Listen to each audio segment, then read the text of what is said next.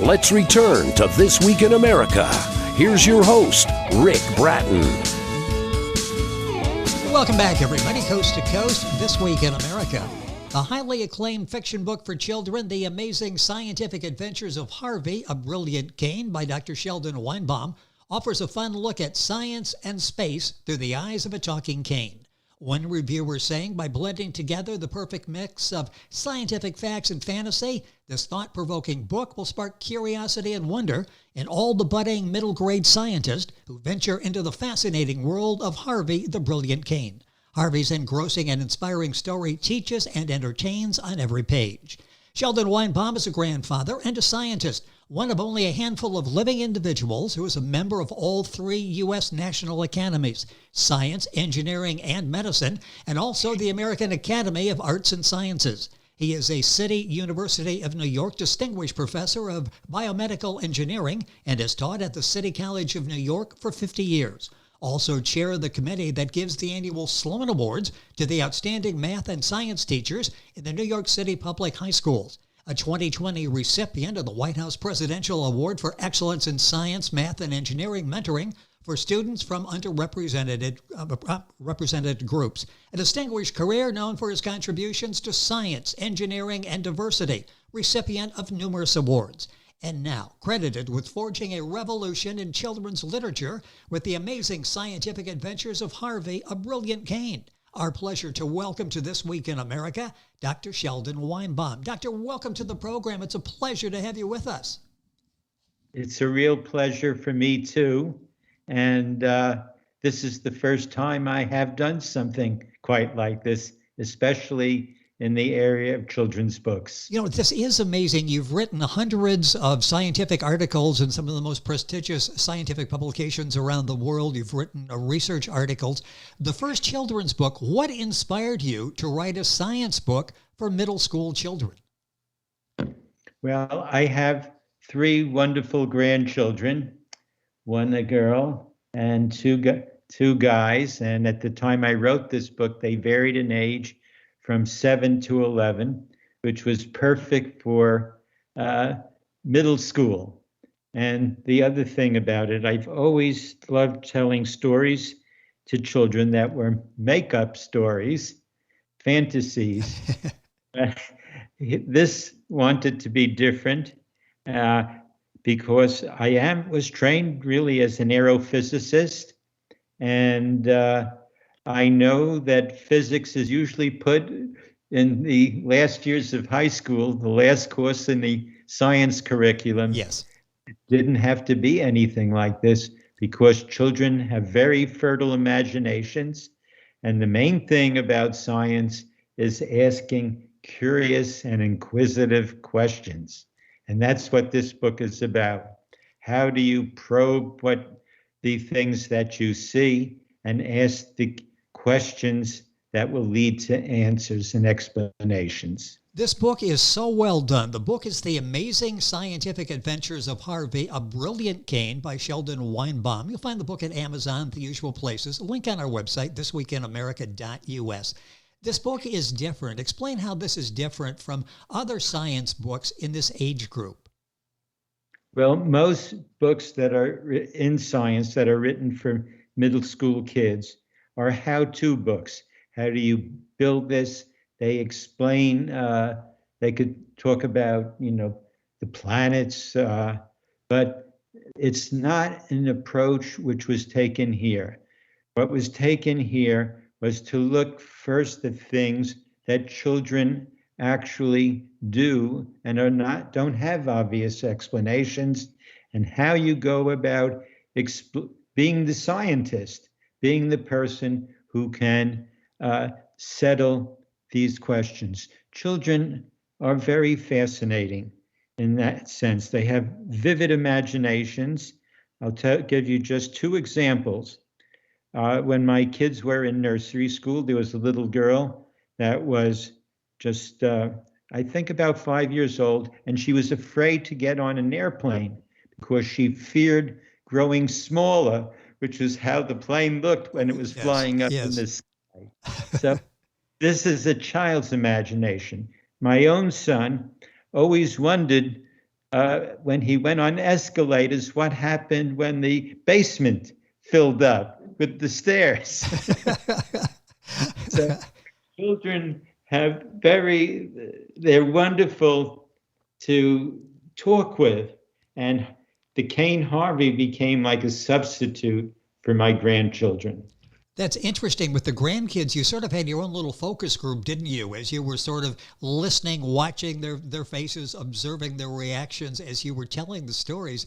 Did Harvey come about as a story that you were telling your grandkids, or did this evolve at a later time? How that evolved was really accidentally. Uh, I started about 3 years ago using a cane when I was no longer really that ambulatory. And we went to Seattle, and my granddaughter loved dancing with the cane. Uh, she was doing a routine from the chorus line. She swung the cane, and it fell in the water. And she came running in. We were having breakfast at the restaurant, and she told me, "Harvey's drowning." That was the name of the cane. And we went out and had to get the groundskeeper. And sure enough, the cane was lying at the bottom of the water under the dock there. And how could a cherrywood cane actually sink? Everybody knows wood floats. So it starts out like that with an observation which was contrary to what you would expect. And the story then evolves into looking and asking questions, and how do you explore things that you aren't immediately obvious. You know, this book is a delight for middle school children, and I'll tell you, adults as well. I love Harvey, a little bit of moxie in his personality. Honestly, if I ever need a cane, I want to borrow Harvey from you. Talk about developing the character, because it is a character. We really fall in love with Harvey. Well, my grandchildren have a lot of moxie, and by moxie, I mean whatever the difficulties are, you persevere until you can figure out what to do. And the cane itself is something like that. Of course, the cane is always helping me, and it's ever present. I didn't go any place without the cane. There's a movie called Castaways with Tom Hanks. Oh, I don't sure. know if Yes. And he fell in love with a ball that he was talking to all the time. So I have Harvey as my present conversant in this story. And so the story sort of evolves from there of how how Harvey's going to find out why he can't float. That was the first mystery. And he has bad dreams about Harvey. We have to take him to a therapist to conquer his fears of drowning, and which is something that I had too, because I don't float very easily, but for a different reason. You know, it's so fascinating. Our guest on the program is Dr. Sheldon Weinbaum. That's Weibaum. The book is The Amazing Scientific Adventures of Harvey, a Brilliant Cane. You'll find the book at Amazon, all of the usual places. You've talked about the origin of Harvey, where that came from. Are there other events in the book that actually happened? Well, almost all the events in the book actually happened.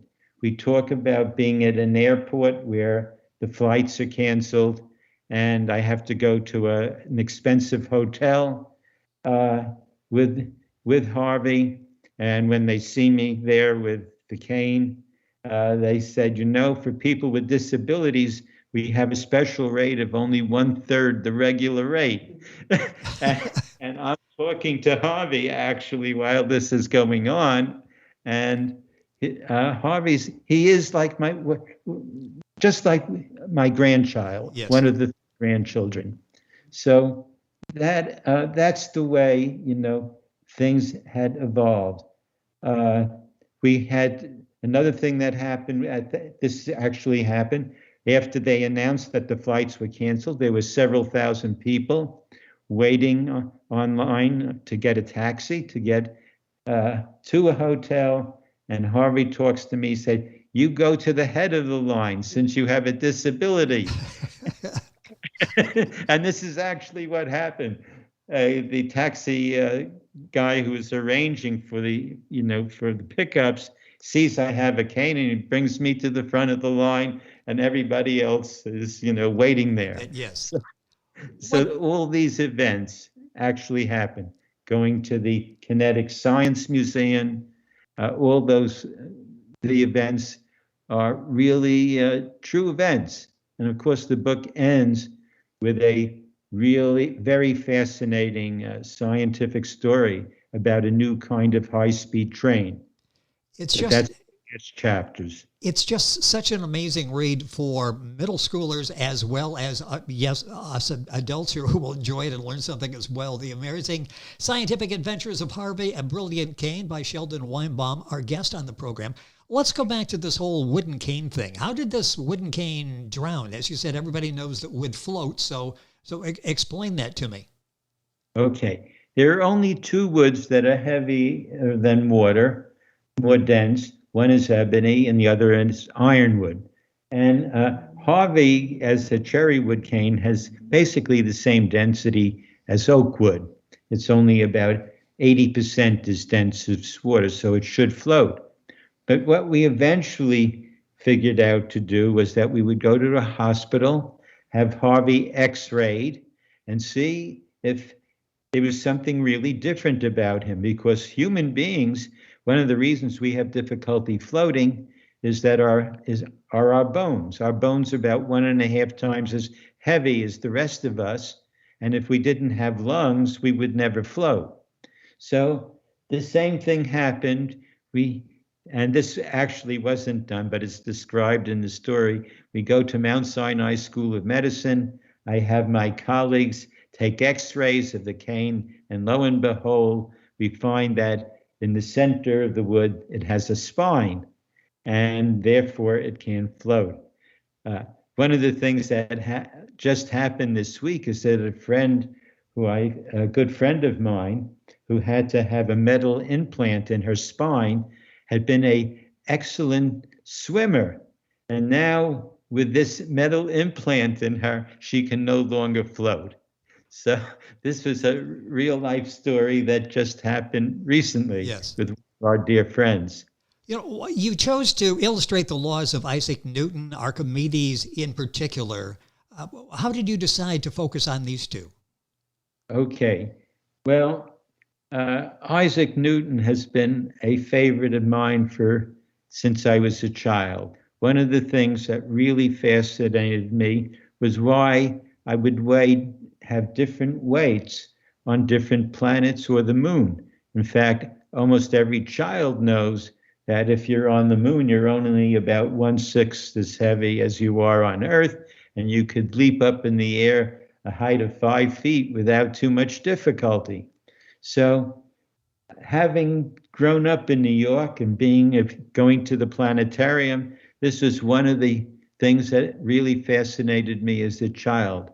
Your mass doesn't change when you go to the moon, but its gravitational pull on you is much smaller.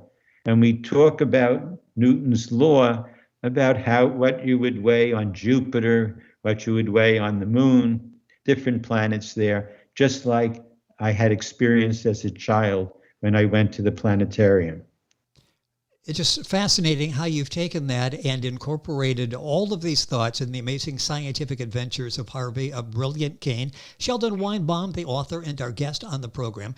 Well, let's talk about this. Is fascinating. Can you really build a train that skis on feathers as fast as an airplane? The answer to this is indeed yes.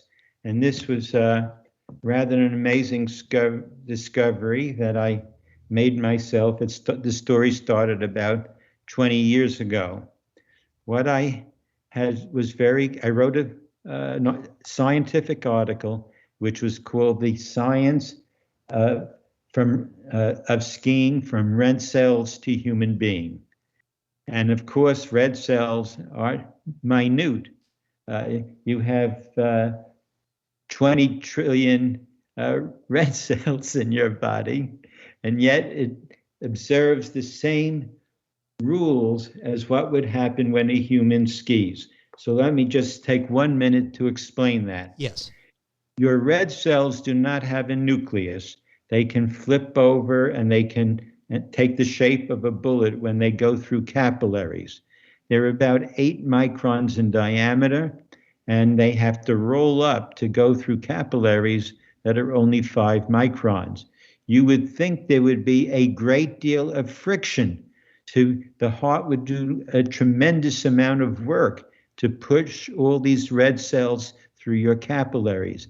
And the reason it doesn't happen is that there's a very thin coating on all your blood vessels. It's called the glycocalyx. It's only about a half a micron thick, and it's a soft fiber layer that's filled with water. And if the red cells move fast enough, they never scrape, but they're actually skiing on the glycocalyx. Fascinating. Well, when I thought about this, then I thought about humans going skiing. And I went up to Hunter Mountain and I hired a ski instructor who skied down a mountain after about a 1 foot snowfall. And then she stepped in her tracks that she had just made, and she would sink another 50% into the snow. And I realized that she was skiing on the air that was trapped in the snow. But human beings are not as efficient as red cells because the red cells are completely enveloped. So if I could put a ski in a channel, which was just slightly smaller than wider than the width of the ski, and I put a fiber fill layer there, could be maybe 10 inches thick, you would be trapping the air under the ski, and if you move fast enough, you would actually be skiing on the air that is trapped in the fibers.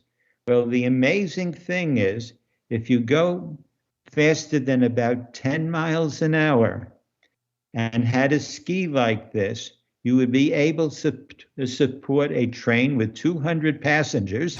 Wow.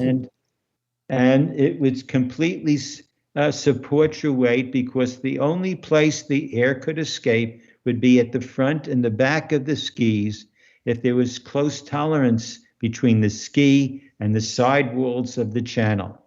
Well, this paper was then subsequently appeared in a very famous physics journal. It was covered by radio stations actually all over the world, even in Europe, Australia, and it was called, it was sort of an imaginary thing. And in fact, I went to Boeing afterwards to try to get them to look into building this new kind of train track that could support, a train that was basically a jet ski and would take off not like an airplane at 150 miles an hour, but at 10 miles an hour. Wow. And unfortunately, the United States is very backward in high-speed rail, as you know. Yep. And I haven't been able to raise the money. I would need several $1 million to actually make a prototype of this, with a small car, maybe a ski the size of a toboggan, and show that this is indeed possible. Well, that would be revolutionary, wouldn't it? I mean, this would change transportation. Change basically, high-speed rail all over the world if we could do something like that. It was supported by the National Science Foundation, and with that initial money, they built a small prototype in the basement of our science building, using a ski that was only about 1.5 meters long and maybe 10 centimeters wide. So, but the idea is really possible, and hopefully, I hope one day this will come a reality. Well, It takes. you've laid the foundation for that. And I'm thinking as you're talking, well, I wish I had you as a science teacher in middle school. It's just fascinating, and the way you explain that. It's fully understandable. I love your inquisitive nature and actually researching and getting answers. But time going by so quickly. The Amazing Scientific Adventures of Harvey, a Brilliant Cane by Sheldon Weinbaum. What is the reaction from children? Are you hearing from children, young people, because you're taking science, you're taking this fantasy they have, the facts, you're melting it all together with a delightful story, and they're learning something besides being entertained. What's the response from children? I've gotten, unfortunately, I broke my femur shortly after this book came out, and I never got to publicize it. But it was widely distributed by my own PhD students. And so I have gotten comments from one of my former students, a woman who's now a full professor up at University of Toronto. Her son wrote to me a lovely letter, and he said, I had never realized that my mother had such a cool mentor. What a compliment.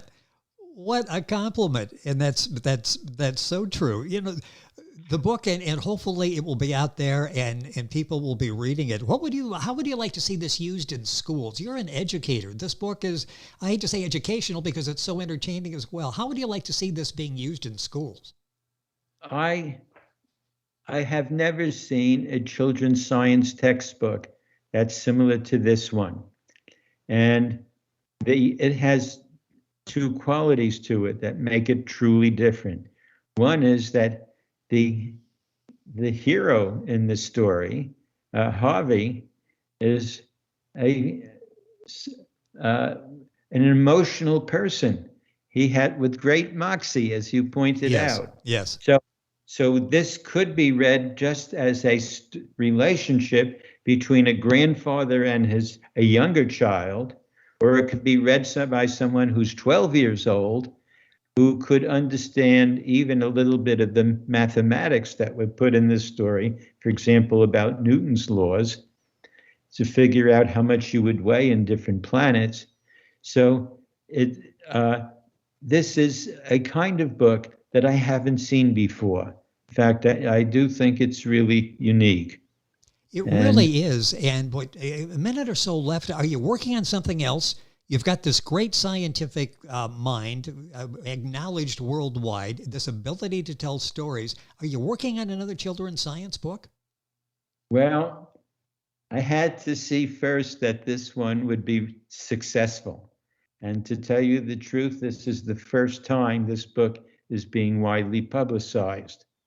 And so after I see what happens from the feedback I get from being just on this program, I think I'll have a better insight to that. But in reality, I am a very unusual scientist in that I'm a physicist, a cell biologist, and an applied mathematician. And for that reason, I can wander between the physical and biological sciences easily, just like I told you the story of red cells and train. And that is something that I would love to be able to see taught in schools to young children who have the imagination to absorb the ideas and look at things that are interfaces between the biological and the physical sciences. And one area, there are two areas that I work very heavily in now. One is on the largest cause of cardiovascular death, which is vulnerable plaque rupture.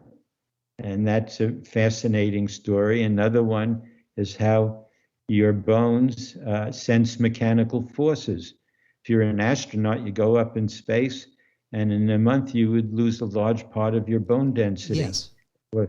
So these is other aspects. If I wrote a second book, it probably would be in the biological sciences. Well, you've got a talent for taking that, explaining it, and getting the message out there in a very entertaining and informative way. We could spend hours talking about your brilliant career, and it's such a privilege to have you on the program.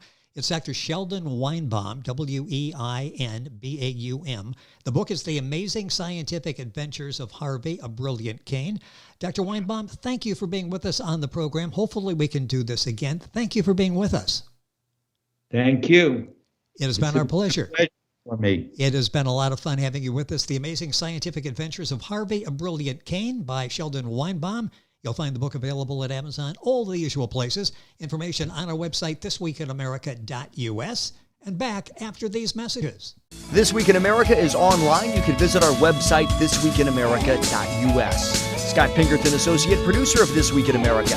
Jay Anderson, segment producer. Ben Watson, webmaster. Otto Bechet, director of engineering and TV production. This Week in America produced and is a trademark of Blue Funk Broadcasting, LLC. For information on all of our guests and to listen to this week's show, our website again at thisweekinamerica.us. And I'm Sean Bratton, executive producer of This Week in America.